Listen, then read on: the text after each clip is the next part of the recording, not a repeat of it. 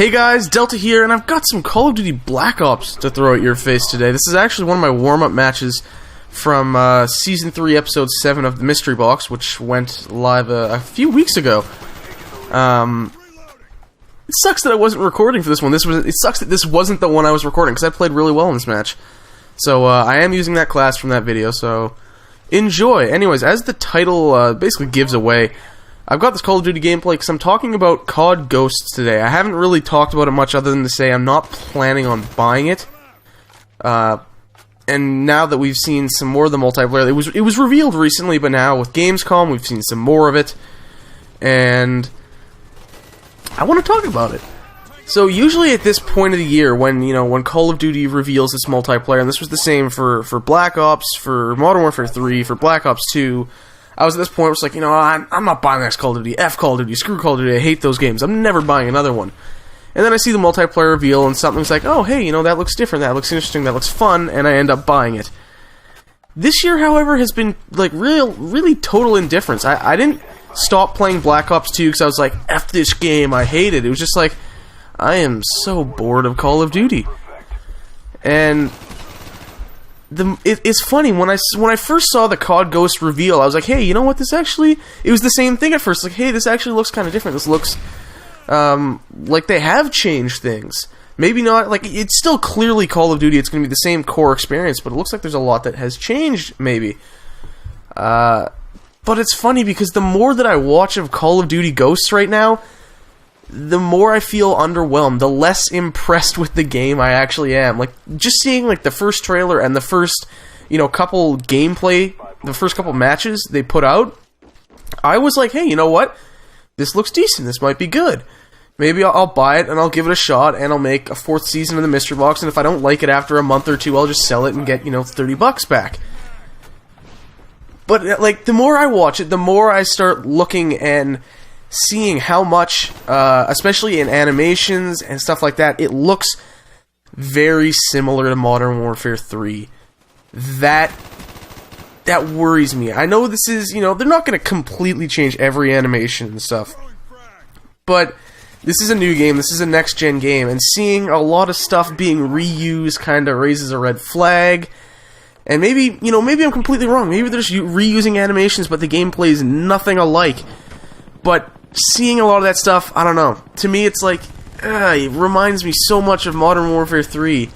And I really did not like Modern Warfare 3. So, obviously, I'll need to see some more. I'm still not planning on buying it. I've got other games I want to buy, but who knows? Maybe I end up getting it in. Maybe I cave for a 4th year in a row. But, among some of the stuff that was shown was the replacement for Create a Class, which is Create a Soldier. You get to build a squad of, I believe, 10 soldiers. And, each soldier, you choose how they look, you choose their strike package, which I'm iffy on returning. I liked Specialist, I liked Assault, I don't know about Support. I'm really iffy on Support. But I'll get more into the kill streaks later. Create a Soldier looks cool, and being able to build your own squad, that is a feature that actually, that looks cool. That is something I would really like to try, but I really do worry in public matches where it's not, where you're just playing with your AI squad and stuff. I really worry about how the perks are going to work and how it's going to be balanced. One of the things I've complained about for years is I didn't like pro perks right when they were introduced, and then when they did away with them for Black Ops 2, I was happy, but my problem with the perks in that game is each perk would give you, 3 abilities. Right? So it's like, okay, you have, lightweight. That means you can do this, this, and this. Right? A perk should be 1 ability. So lightweight, you can do this, and that's it. 1 ability. And that looks like that's what's happening with the perks in Ghosts.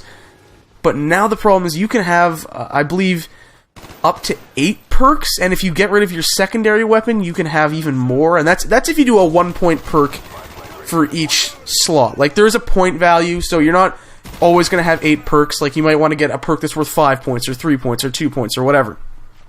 But I really do worry how things are going to be balanced. I guess I'll have to see how the point value on a lot of the I guess good perk stuff like Sleight of Hand that everyone wants to use basically. But that's slightly concerning. Again, Sleight of Hand is back, which was a popular perk, but one of the things I actually thought that was good about Black Ops 2 is that they made things that affect your gun were attachments. Perks would only affect, like, your body, your character, the person, right? It would affect, like, your movement and stuff like that. So, you know, it remains to be seen how things are going to work, but I definitely have concerns about the balancing. Again, I talked about kill streaks a bit earlier. You know, those look improved. They've said they want to get a lot more of these down on the ground rather than up in the air. That's good. Too often do matches just turn into, like, absolute messes of air support.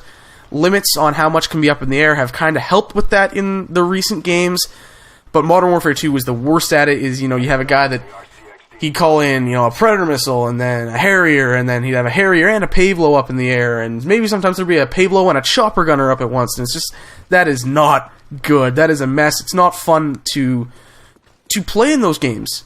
You're either being slaughtered, if you're not the one controlling those kill streaks, you're either being slaughtered or your teammates just, like, stealing all the kills, and it's like, well, what the hell am I supposed to do? Another new addition to the gameplay is peek and lean and the sliding into cover. This isn't new. Well, it's new to Call of Duty, but it's not new to first-person shooters. Even Medal of Honor Warfighter last year had it. But these are, like, they're small things, but they're fantastic additions, in my opinion. They really change up how the game will be played. Well, they could. It remains to be seen how people will use it. But they're definitely nice little additions that change up the way you're going to move around the map, the way you're going to play the map. And they're really two, again, small additions to the gameplay that have me kind of interested. It's like, okay, how is this going to change up how I play? These are things that, like I keep saying, it changes how you are going to move around the map. And that's interesting to me. And then one of the final things, they talk about cinematic destruction, and it really pains me to say that because it looks ridiculous. Like, don't try going around saying, oh, we have destructible environments now, we're so awesome. Like, Battlefield is going to crush you, no matter what. Okay, you've added some micro-destruction, some cover, just say that. Right, so there's destructible cover now. If they say that, they're not going to get ridiculed as much as they do for this talk of cinematic destruction. Oh, you can blow up an elevator, or you can knock a bus off the map. In Battlefield 4, you can take down a frickin' skyscraper. I mean, come on. I know they are completely different games. I know Battlefield is a much, much larger scale of game. But these two series are going to be compared no matter what. Especially when you start bringing in elements from Battlefield, and like when Call of Duty starts bringing in elements from Battlefield, and Battlefield starts bringing in elements from Call of Duty, they're going to be compared to each other. So, if you're going to do destruction, like, do it a way that would fit Call of Duty. I think micro-destruction fits, but this talk of cinematic, scripted destruction in multiplayer is just ridiculous. My immediate reaction after seeing some of that stuff was, that's cute. Anyways, those are my thoughts on Call of Duty Ghosts. I'm more on the fence about buying it now than I was a few weeks ago, but I'm still not planning to. I think Killzone Shadowfall is going to be my go-to game at launch. Anyways, thanks for watching. I hope you enjoyed the video. Comment, like, subscribe, share the video around, and I'll see you guys next time.